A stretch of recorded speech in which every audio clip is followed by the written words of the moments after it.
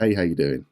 So in this tutorial, I'm going to show you how to edit architectural photography and give you some tips and tricks on how to create an impactful image. So I'm going to start from the beginning and just walk you through the process of what I did. So first thing I'm going to do is press Control Command J just to duplicate the layer there. Come down to the bottom and I'm going to turn this into black and white. There we go. So that's looking better already. And what we want to do is look at these blues because I want to bring these down. I really want to get this sky looking a little bit more punchy. So I'm just going to bring them all the way down. And then what I'm going to do is I'm going to make a selection. Now, a lot of this editing is about making selections. It's about doing individual areas and just playing with the contrast. And the idea is that we want a flat image to start with so that we can then curate and direct where we want the highlights and the shadows to be. So let's select the sky, so we can come up to the object selection tool and just click on the sky there. Photoshop should do a pretty good job, which it has. Now it has selected some areas that I don't want in. So for instance, if we look down on the building there, you can see there is some selections there. So what I'm going to do is come to the Lasso tool and I'm going to hold the Alt or Option key down and I'm just going to draw around. That will then get rid of any selected areas that Photoshop's added in by mistake. So there we go. So we've got the sky selected now. So come down to the bottom and I'm going to make a curves adjustment. And again, it's all about contrast. So I'm going to make 3 points. I'm going to bring these blacks down. I'm going to bring the whites up, and then I'm going to just see what these greys are doing and just pull them down a little bit. So there we go. If you look at that, you can see that that has made a big difference. So just from going to black and white and creating that curves adjustment there, you can see what we're going to be getting and what we're going to be playing with. Let's come back to the layer. And what I want to do now is think about some of these areas here, what I want to light, what I want to darken. So for me, the obvious thing would be these diamond shaped panels that create these windows. I'm going to use the polygon Lasso tool, and that will just help us create really sharp selections. So I'm just going to click and make the selections there.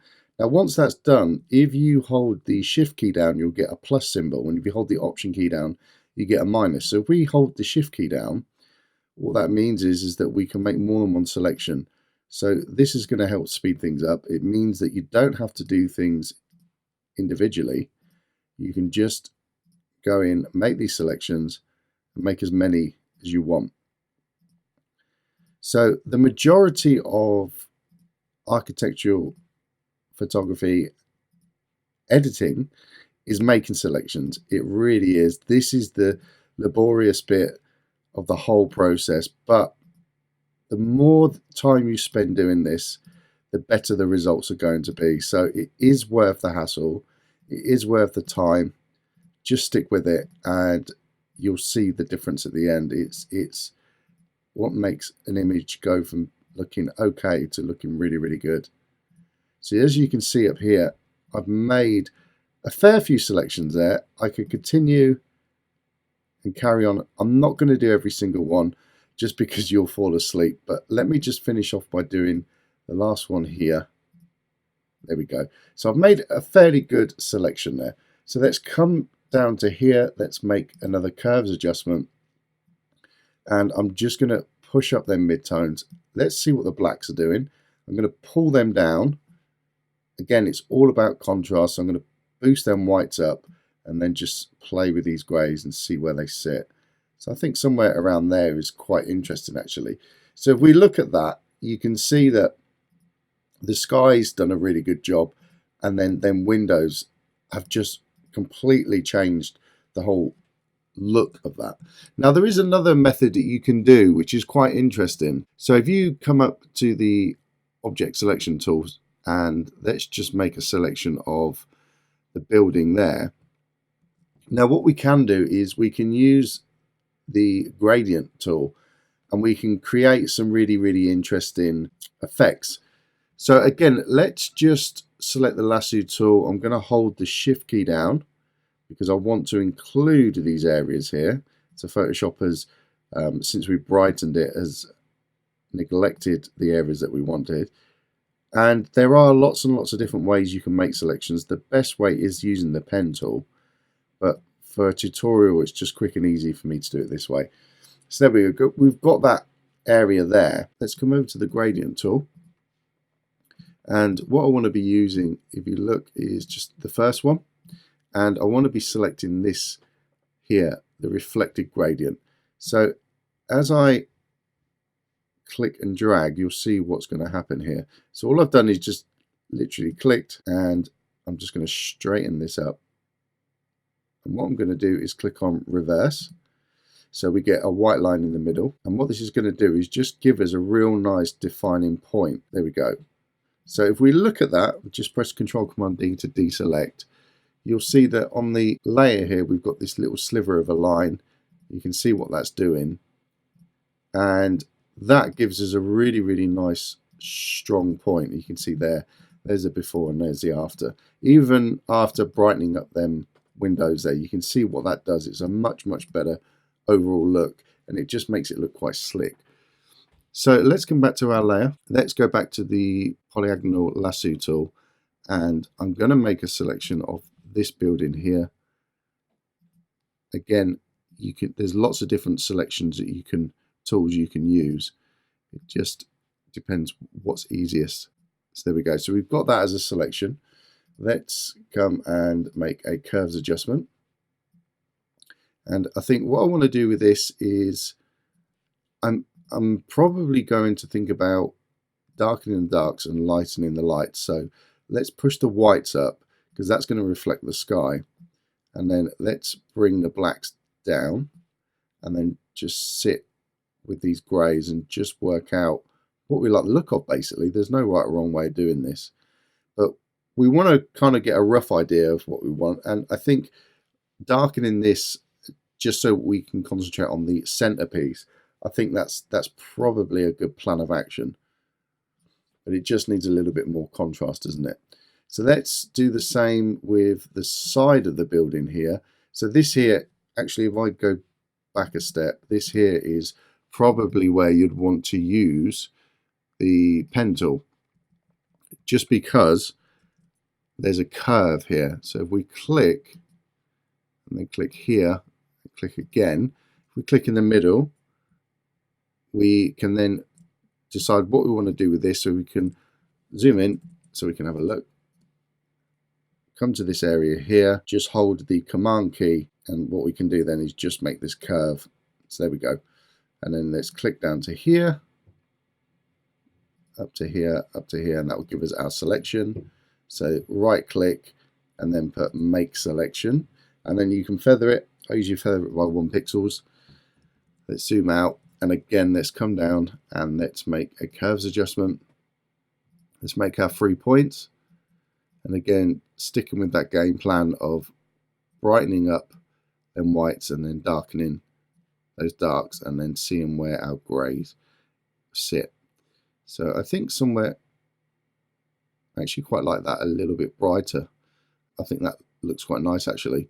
So yeah, let's go with that. Okay, let's go back to our layer, and this time I think I'm going to concentrate on this area here. So again, let's click, and let's click there, and then come down to here, then across, then up here. Let's make a selection here. So clicking in there, holding the command key down, and then just bending that so we get a lovely curve. Same up here. And then come to our endpoint, right click, and then select make selection. And we're going to feather that.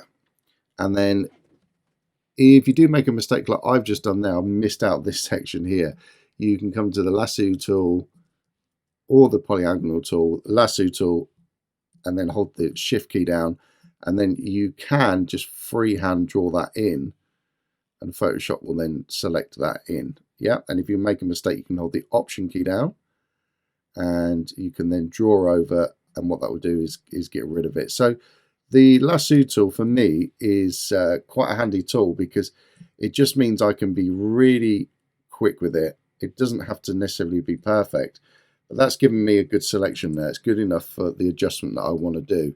So let's come down to the curves, and let's just push up the whites and then push up then grays there. You can see that's really just bringing that alive now. You can see there, it's brought out that line as well, hasn't it?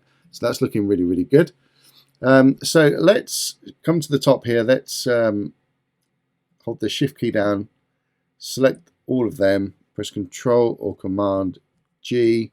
That will give you your group, so you can see there's the before and there's the after. Now you can continue this, you can continue to develop and really work on individual sections. So for instance, what I mean by that is see this line that's running down here.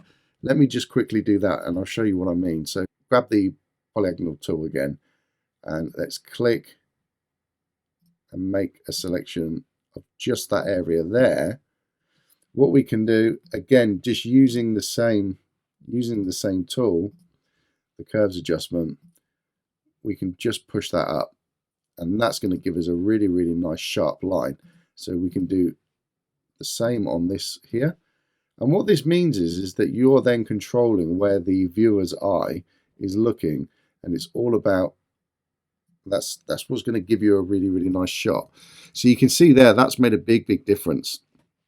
So what I would do in greater detail is select individual areas like this and decide what I want to be a main focal point. And I would really think about how that's going to benefit and affect the whole image. So I hope that's helped. I hope that's given you some ideas there of what to do, and just basically follow that process. It's a fairly simple process. It's just very, very time consuming, but if you've got time on your hands, it's a great way of editing architectural images, and it gives you a lot of control. So really take your time with things and think about what is going to affect your image, where you want the eyes to look, and you can come up with some really ingenious ways of, just making the image flow a little bit more. As you can see there on that little panel there will make a big difference to the flow of the whole image. So I'll continue that and develop that. I will continue and develop that, and this would probably take me about an hour and a half to do. So you can see this is the steps of what to do. So I hope you enjoyed that. Take care. I'll see you in the next video. Bye-bye.